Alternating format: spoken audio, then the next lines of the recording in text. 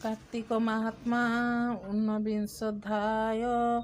शुण हे विप्र धर्मदत्त जे पूर्वे प्रसन्न भकत से राजा चोल चक्रवर्ती धर्म निश्चय तारमती से विष्णु दासଙ୍କ संकेत गयाକୁ ଗମନ କରନ୍ତେ ମିଳିଲେ ମୁଦୁଗୁଲୁ ପାଶେ ଚରଣେ ନ ମିଳେ ବିଶେଷେ କଲ୍ୟାଣ କଲେ ମୁନିବର ରାଜା କହି ଯୋଡ଼ି କର ଭୋଗୁରୁ ଶୁଣ ସାବଧାନେ ଆମ୍ବ ବିବାଦ ବେନି ଜନେ ଧର୍ମ ପଚାରି ଆସିଅଛୁ ଯେ ଯାହା କର୍ମେ ଅର୍ଜିଅଛୁ କହିବୁ ତୁମ ଆଗେ ସତ ତୁମ୍ଭେ ବୁଝିବ ବେନି ମତ ଅଧିକ ହେବ କାହା ଧର୍ମ ତୁମ୍ଭେ କହିବ ଯଥା କର୍ମ ପ୍ରଥମେ ମୋର ଧର୍ମ ଶୁଣ ମୋ ଇଷ୍ଟ ଦେବ ନାରାୟଣ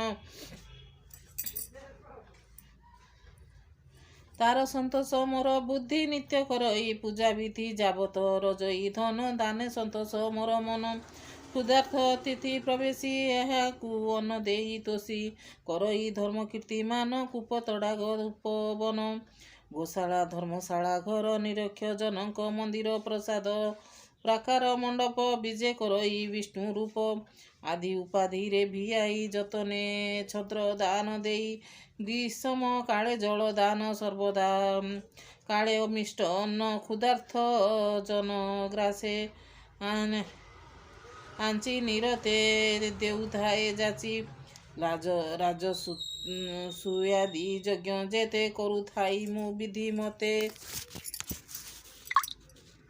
आबर देश काल दिने सुपात्र दिन शुद्ध मने एमत धर्म मोर चेते संख्ये भी कहबी मु केते तुम्भे कथा अनुसरी बुझिबा विप्रଙ୍କୁ पचारि ए धर्म करिअछि जेते लक्ष्य कि मो धर्म संगते ए बाणी शुणी विष्णु दास कहूछि जागी कर पास बोलई शुण सावधाने मुदिच थाई तो समने तुलसी वृक्ष सेवा करी गोविंद नाम मने धरी बेदा धन करी सुखे दिने बंचई दुखे सुखे एथुआन मो धर्म नाही नृपति तुले बाद काहीं तुम्भे धर्म अनुसरी राजा को कह बोध करी ए बाणी मुदुगुलु शुणी उपरधि करिबे निगुणी जानिले विप्र धर्म श्रेष्ठ नृपति करिछि अनिष्ट स्वभावे रजगुण फले तामस उपजीव हेले एकथा उचित एहार आम्भे कहिलु नृपवर किय बा नहिब संतोष ए आम्भ मान शिष्य एक ब्राह्मण महातपी मिछ कहिले हेबा पापी एथकु उपाय करिबा अन्य मुखरे कुहाइबा एते विचारी मुनिवर राजा को कहती मधुर हे नृप शुण मन देई तुम्भे आसिल जे जही पाई से कथा कहिबा प्रसन्न एबे आम्भर वाक्य शुण जाग संपूर्ण हेबा जाए तू राजा थाओ एठाए विप्र ही थाई तोर मेले तू अन्न भुंज जाई साळे विप्रकु देउथिबा संचा धर्म ही करुथिबा पंचा देवंक हबि देई तोसी समीपे सभा करी बसी फेड़िबा तुम्भर संदेह शुणी नृपति मने तोष फेड़िबा तुम्भर संदेश शुणी नृपति मने तोष गुरुको आज्ञा सिरे घेनी अन्न भुंजई घेनी सिरे अन्न भुंजई तांको घरे रांधणा छंचा बसा घर से विप्र ने देले मुनिवर से विप्र पाइण सम्मान स्वस्ते पाक कला अन्न व्यंजन आदि अन्न जत्न करी रखिले पत्र पात्रे भरी कबाट किली निज हाथे नदीकी गले स्नान अर्थे स्नान करिण गयानी रे प्रवेश हेले आसी घरे द्वार कबाट फिटा अछि अन्न व्यंजन नाही किछि देखि विस्मय मुनि विप्रवर मनरे करई विचार मुझे कबाट गली किली फिटाई देला के अगली अन्न व्यंजन सबु नेला भला से बाट चाही थिला एकथा होइले प्रकाश लोके करिबे उपहास बोलिबे आहे विप्रवर ए पुण्य ना स्थाने नाही चोर आहार संपूर्ण नहिला एबे बोलुछु चोर नेला दोहरा भोजन निमंते कहूचु विचारिबे चिते किय बा संपादिबे चोर को दंड देबे धर किय बा संपादिबे चोरी तो चोर को दंड देबे धरी से दंड आंभ जोगु हेब जेते से प्रभाव पाइब ସ୍ୱଭାବେ ହୀନ ଦିନ ନରେ ସେ ସିନା ଅନ୍ନ ଚୋରି କରେ। ତାର ଶରୀରେ ବଳ ନାହିଁ ଗଞ୍ଜଣା ନ ପାରିବ ସହି। ପ୍ରାବ ପାଇଲେ ମରିବ ସେ ହତ୍ୟା ଆମ୍ଭକୁ ଲାଗିବ। କିଏ ବା ଧର୍ମ ଆତ୍ମା ବନେ ଚୋରକୁ ନ ଦଣ୍ଡିବ ଜ୍ଞାନେ। ଆମ୍ଭ ନିମନ୍ତେ ଦୁଃଖେ ପଡ଼ି ପୁଣି ରାନ୍ଧନା ଥିବ ଲୁଡ଼ି। ଆମ୍ଭକୁ ରନ୍ଧାଇବ ଅନ୍ନ କେମନ୍ତେ କରିବା ଭୋଜନ। ସ୍ୱଭାବେ ସାୟଙ୍କାଳ ଗଲା ରଜନୀ ପ୍ରବେଶ ହୋଇଲା। ନିଶାରେ ପୂଜା ବୈଶ୍ୱଦେବ କେବେ ହିଁ ନିର୍ବାହ ନୋଇବ। ରନ୍ଧନ ନ କରିବା ଯେତେ ସୁଜନ ସନ୍ତୋଷ ନୋଇବେ। ଏମନ୍ତ ଅଛି ବହୁ କ୍ଲେଶ ଏକଥା କଲେ ପରକାଶ। ଏଣୁ ଏ ନିଜ କର୍ମ ଦୋଷ ଆଜ କରିବା ଉପବାସ। ଏତେ ବିଚାରି ଦ୍ୱିଜବର ଭୁଞ୍ଜିଲା କମଣ୍ଡଳୁ ନୀର ସନ୍ତୋଷେ ପୁହାଇଲେ ନିଶି ପ୍ରଭାତେ। ସ୍ନାନ ସାରି ଆସି ଇଷ୍ଟ ଦେବତା ପୂଜା କରି ବିଷ୍ଣୁ ଗାୟତ୍ରୀ ଜପ କରି ଏଥୁ ଅନ୍ତରେ ସେ ଯାଚିକେ ଯାବତ ଚରଚା ସେବକେ। ହବିଷ୍ୟ ଅନ୍ନକୁ ତଣ୍ଡୁଳ ନବୀନ ଭାଣ୍ଡ କାଷ୍ଠ ଜଳ। ବ୍ୟଞ୍ଜନ ଅର୍ଥେ ମୃଗ ଘୃତ ଦଧି ଲବଣ ଯେବା କୃତ। ଅନଳ ଆଦି ତୃଣ ତୁଲେ ବିଷ୍ଣୁ ଦାସକୁ ଆଣିଦେଲେ। ବିପ୍ରତା ଦେଖି ତୋଷ ଚିତ୍ତେ ସୋପାକ ସମ୍ପାଦି ତ୍ୱରିତେ ଦ୍ୱାରେ ସ୍ନାନ ବେଗେ ସାରି କରେ ତୁଳସୀ ଜଳ ଧରି। ଅନ୍ନ ବ୍ୟଞ୍ଜନ ଥିଲା ଯହିଁ ଯାଇ ଦେଖିଲା କିଛି ନାହିଁ। ଚକିତ ହୋଇ ଦ୍ୱିଜବର ଆତ୍ମା ବାଧିଲା ଭକ୍ଷୀ ନୀର ସେ କଥା ପ୍ରକାଶ ନ କଲା ଉପାସ ସେଦିନ ରହିଲା। ଆରକ ଦିନେ ବିପ୍ର ଶୁଣି ରାନ୍ଧଣା ଛଞ୍ଚା ଦେଲେ ଆଣି।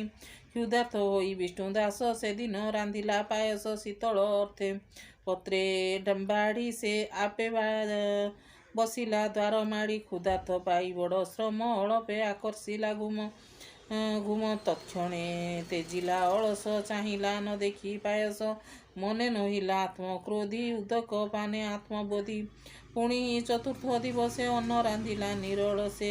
ସତରେ ପଖାଳି ପୟର କ୍ଷୁଧାରେ ହୋଇ ତତ୍ପର। ଅନ୍ନ ରାନ୍ଧିଲା ଯତ୍ନ କରି କରେ ଉଦକ ଚଳୁ ଧରି। ଗୋବିନ୍ଦ ରୂପ ମନେ ହେଜି ଧ୍ୟାନ ଗୋଚରେ ଚକ୍ଷୁ ବୁଝି। ବିଷ୍ଣୁଙ୍କୁ କଲା ନିବେଦନ ଚାହିଁଲା ପାତ୍ରେ ନାହିଁ ଅନ୍ନ। ନ ଦେଖି ବିମୁଖ ନୋହିଲା ବିଚାରେ ମୋର କର୍ମ ଭଲା। ଯେଉଁ କ୍ଷୁଧାର୍ଥ ଦିନ ଜନ ନୀତି ହରଇ ମୋର ଅନ୍ନ ଆତ୍ମା କରଇ ତାର ତୋଷ। ଏ ମୋର ପୂର୍ବ ଭାଗ୍ୟ ଯଶ।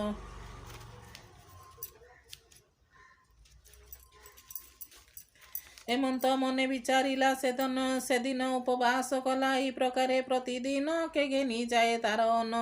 ନୟନ ପିଛାଡ଼ିଲା ମାତ୍ରେ ଅନ୍ନ ନ ଥାଇ ତାର ପାତ୍ରେ। ଏମନ୍ତ 7 ଦିନ ଗଲା। ବ୍ରାହ୍ମଣ ମନେ ବିଚାରିଲା କେହରୁ ଅଛି ଅନ୍ନ ମୋର। ମୋତେ ତ ନହେଲା ଗୋଚର। କି ସେ ଦେବତା ଭୂତ ପ୍ରେତ କେ କରୁ ଅଛି ଏଡ଼େ କୃତ୍ୟ। କିଏ ବା ଉରଗ ନର ଦୁଃଖୀ ମୁହିଁ ତ ନ ପାରିଲି ଦେଖି। ଆଜ ଧରିବି ଲୁଚି ବସି କେ ଅନ୍ନ ନେଉଅଛି ଆସି। ଏତେ ବିଚାରି ବିପ୍ର ମନ ତୁରିତେ ସାରିଲା ରନ୍ଧନ। କୋଠରେ ଭୋଜନ ସଂଯୋଗୀ ଭିତରେ ବସିଅଛି ଜଗି। ଏହି ସମୟ ଏକ ନର ଅତି ଦୁର୍ବଳ କଳେବର। ବୟସ ବୃଦ୍ଧ ଅସ୍ଥି ଚର୍ମା ଚଣ୍ଡାଳ ରୂପୀହୀନ କର୍ମା। ଛିଣ୍ଡା ଲେଙ୍କଡ଼ା ବସ୍ତ୍ର ଧଡ଼ି କଟିରେ ବାନ୍ଧିଅଛି ଭିଡ଼ି। ଗଳାରେ ଲମ୍ବିଅଛି ଖଣ୍ଡେ ପାଟ ଦଉଡ଼ି ତାର ମୁଣ୍ଡେ। ଚାଲନ୍ତେ ତନୁ ଥର ଥର ନୟନୁ ଝରୁଅଛି ନୀର। କ୍ଷଣ କ୍ଷଣକେ ତାହା ପୁଛି ଆଗ ପଛକୁ ଚାହୁଁଅଛି। ଅଳପ ନଇମା ପରାଏ ମନ ବିରାଜୁଅଛି ଭୟେ। ବ୍ରାହ୍ମଣ ଗୃହେ ଆସି ମିଳି ବାଢ଼ିଲା ବସି ଅନ୍ନ ତୋଳି। ମନ୍ଦିରୁ ହୁଅନ୍ତେ ବାହାର ବ୍ରାହ୍ମଣ ଡାକିଲା ପଛର। କିମ୍ପା ନେଉଛ ତୁଚ୍ଛା ଅନ୍ନ ଭିତରୁ ଦିଅଇ ବ୍ୟଞ୍ଜନ। କୋକ୍ଷୀର ଘୃତ ଦଧି ଲୁଣ ସଂଯୋଗୀ ଦେବି ଏଇ କ୍ଷଣ। ସ୍ୱସ୍ଥାନେ ବସ ଅନ୍ନ ଭୁଞ୍ଜି ମନରୁ ଭୟ ଭ୍ରାନ୍ତି ତେଜି। ଏମନ୍ତ ବିପ୍ର ବାକ୍ୟ କନେ ଶୁଣି ଚଣ୍ଡାଳ ଭୟ ମନେ। ଅନ୍ନ ପକାଇ ପଳାଇଲା ଆଗରେ ଯେ ଉଚ୍ଚ ଭୂମି ଥିଲା। ଝୁଣ୍ଟି ପଡ଼ିଲା ମୁହଁ ମାଡ଼ି ପିଣ୍ଡରୁ ପ୍ରାଣ ଗଲା ଛାଡ଼ି। ତା ଦେଖି ବିଷ୍ଣୁ ଦାସ ଚାହିଁ ଅତି ଆକୁଳ ମନ ହୋଇ। ଅନ୍ନ ଚୋରକୁ ତୋଳି ବେଗେ ଦେଖିଲା জীব নাই অঙ্গে তাটকা হই দ্বিজ বর মুখে ছিঞ্চিলা শীত নীর পত্র পল্লব বেনি করে সম্মুখে বিছে ধীরে ধীরে নিজ বসনে ঘেনি তুলি পছি আপনা অঙ্গে বলি ନିର୍ଜୀବ ଦେଖି ତାର ଦେହେ ବିପ୍ର ବୁଡ଼ିଲା ଶୋକ ମୁଏ ବିକଳେ କରଇ ରୋଦନ ବୋଲଇ ଧିକ ମୋ ଜୀବନ ଏଡ଼େ କର୍ମ କିମ୍ବା କଲି ନିଶ୍ଚଳେ ଜୀବ ଥାଉ ମଲି ক্ষুধার্থ ଜନନ ଗ୍ରାସେ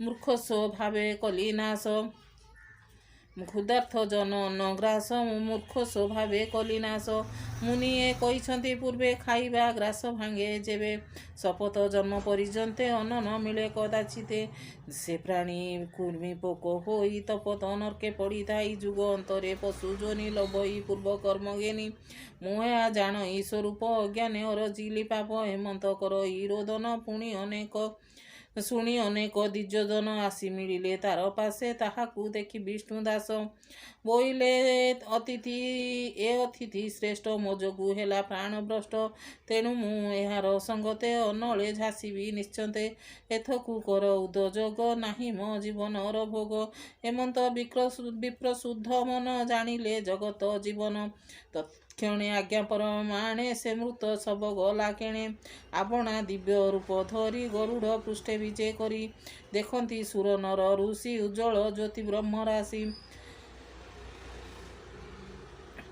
ଅତିଶୀ ପୁଷ୍ପ କାନ୍ତି ବର୍ଣ୍ଣ ପୀତ ବସନ ପରିଧାନ ଚକ୍ର କମଳ ଶଙ୍ଖ ଗଧା ସେ ଅଳଙ୍କାର ଅଙ୍ଗେ ସଦା ଏକୁଆରକ ତେଜ କାନ୍ତି ଜ୍ୟୋତି ଶରୀରେ ବିରାଜନ୍ତି ସୁବଇ ଜୟ ଶଙ୍ଖନାଦ ପାରୁ ସେ ବେନି ପାରିଷଦ ବହୁତ ସମ୍ପଦ ବ୍ୟବହାରେ ମିଳିଲେ ବିଷ୍ଣୁ ଦାସ ଧାରେ ଚାରି ଆୟୁଧ ଚାରି ଭୁଜେ ଘେନି ଦେବାତି ଦେବରାଜେ ବିପ୍ରକୁ ଘେନି କରେ ତୁଳି ଗରୁଡ଼ କନ୍ଧେ ବନମାଳି କୋଳେ ବସାଇ ଯାନ୍ତି ଶୂନ୍ୟ ଦେଖନ୍ତି ଗୟାବାସୀ ଜନେ ରାଜେ ଯେ ଗୁରୁ ପାଶେ ଥିଲା ତା ଦେଖି ବିସ୍ମୟ ହୋଇଲା ଗୁରୁଙ୍କୁ କହି ବଚନ କିସ ପୁଛିବି ଆଉ ପୁଣ୍ୟ ଦେଖି ବ୍ରାହ୍ମଣ କର୍ମ ଗୁଣ ପ୍ରତ୍ୟକ୍ଷ ଆସି ନାରାୟଣ ଗରୁଡ଼ ଆସନେ ବସାଇ ବିପ୍ରଙ୍କୁ ନିଜେ ପୁରେ ନେଇ ମୁଁ ଯେ ଅନେକ ତପ କରି ନୋହିଲି ବିପ୍ର ସଙ୍ଗେ ସରି ସେ ପ୍ରଭୁ ଜଗତ ଜୀବନ ମୋତେ ନୋହିଲେ ଅବଧାନ ତେଣୁ ବିଅର୍ଥ ଜନ୍ମ ନାହିଁ ଏ ଦେହ ଥିବ କାହିଁ ପାଇଁ ବିଷ୍ଣୁ ଅଭାବେ ଯେଉଁ ପ୍ରାଣୀ ସୁଖ ସମ୍ପଦ ସୁଖ ପ୍ରାୟ ମଣି ତାର ଜୀବନ ଧିକ ଧିକ ଯାବତ ଭୋଗ ସବୁ ନର୍କ ଏଣୁ ମୋ ଦେହ ନାହିଁ କାର୍ଯ୍ୟ ଅନଳେ ଝାସି ଦେବି ଆଜ ଏକଥା ବୋଲି ନର ସ୍ୱାଇଁ ପଡ଼ିଲା ଅଗ୍ନିକୁଣ୍ଡେ ଡେଇଁ ବିଷ୍ଣୁ ଯେ ଥିଲେ ଅନ୍ୟ ମାର୍ଗେ ତତ୍କ୍ଷଣେ ଲେଉଟିଲେ ବେଗେ ଯଜ୍ଞ ନଳ କୁଣ୍ଡେ ପଶି ରାଜାକୁ ଧଇଲେ ଆକର୍ଷି ବିକ୍ରମୀ ଗରୁଡ଼ କନ୍ଧରେ ବିଜୟ କଲେ ଧାତିକାରେ ବେନି ଜାନୁରେ ବେନି ବୃତ ବସାଇ କଲେ କୋଳାଗ୍ରତ ଦକ୍ଷିଣେ ଦ୍ୱିଜ ବାମେ ନୃପ ଜେସନ ବ୍ରହ୍ମା ଶିବରୂପ ମଧ୍ୟ ସୁନ୍ଦର ଦେବରାୟ ଶୂନ୍ୟ ଶୁଭିଲା ଜୟ ଜୟ ପଥେ କୁସୁମ ବୃଷ୍ଟି କରି ବୈକୁଣ୍ଠ ବିଜେ ନରହରି ସେବେ ବିଭୃତଙ୍କୁ ପାରୁ ସେ ରଖିଲେ ଅତ୍ୟନ୍ତ ବିଶ୍ୱାସେ ସେ ବିପ୍ର ନାମ ଅତିଶୀଳ ସୁଶୀଳ ନାମେ ମହିପାଳ ହେ ଧର୍ମ ଦତ୍ତ ଶୁଣ ତୁମ୍ଭେ ସେବେନି ବିଷ୍ଣୁ ଗଣ ଆମ୍ଭେ ସର୍ବଦା ବିଷ୍ଣୁ ଲୋକେ ଥାଉ କାର୍ତ୍ତିକ ବ୍ରତେ ପୂଜା ପାଉ ଯେ ପୂଜେ ଉଦ୍ଯାପନ କାଳେ ସେ ବି ବସନ୍ତି ଆମ୍ଭ ମେଳେ ତୁ ଯେ ପୋଛିଲୁ ଧର୍ମ ରୀତି ତୁଳସୀ ସେବା ବିଷ୍ଣୁ ଭକ୍ତି ଏବେ ନିସମ କରି ଜାଣ କହିଅଛନ୍ତି ନାରାୟଣ ସେ ପ୍ରଭୁ ଭକତ ବିଶ୍ୱାସ ଭଣଇ ମହାଦେବ ଦାସ ଇତି ଶ୍ରୀ ପଦ୍ମପୁରାଣେ ଉତ୍ତରାଖଣ୍ଡେ କାର୍ତ୍ତିକ ମାହାତ୍ମ୍ୟ ଅତିଶୀଳ ସୁଶୀଳ ଚରିତ କଥନେ ନାମ ଊନବିଂଶୋଧ୍ୟାୟ।